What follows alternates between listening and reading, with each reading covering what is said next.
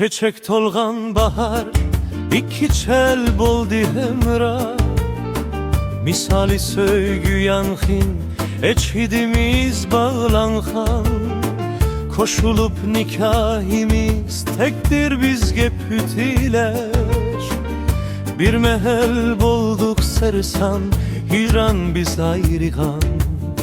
Kettin sen ki yevka meri petar minin üşün. Kettim men de viske nuri boluşka keyli şeknin. Ayrı diyokyan 65 heptilik hesiret. Boldi şifa yürekke muhabbet mektublerin. 88 parça mektuplar söygü iznası. Her biri de izhardur bektimiznin kelgüsü. Talay sözler pütülgen işkimizdin o bayan. Her bir kurlar guvahdur muhabbetinin atmışı.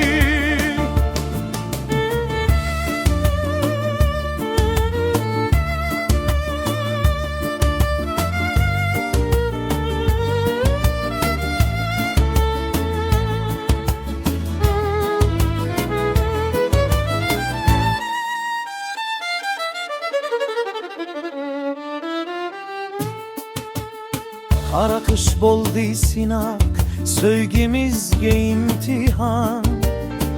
Mektubi muhabbet melhem, ateş harareti. Tekrar okuldi kurlar, bağlandı yürek pinhan. Köklidi mehrimizdin bolup çöl bağ bostan. Ögündük kedirleşni yürek kulup yeşildi. Her bir söz utut ya ruhimizni oygutup tamam.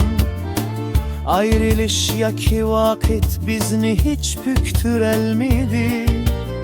Kelbimiz hoş muhabbettin yarga yar bolduk haman.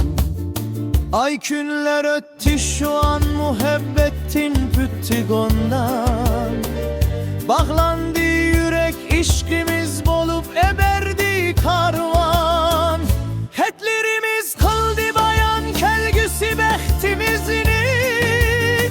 Higrandın çeçeklidi söygümüz bolup gülistan. Eslisek bize şu günlerini közümüz roşen. Köridü mehri muhabbetinin sehiri küçini.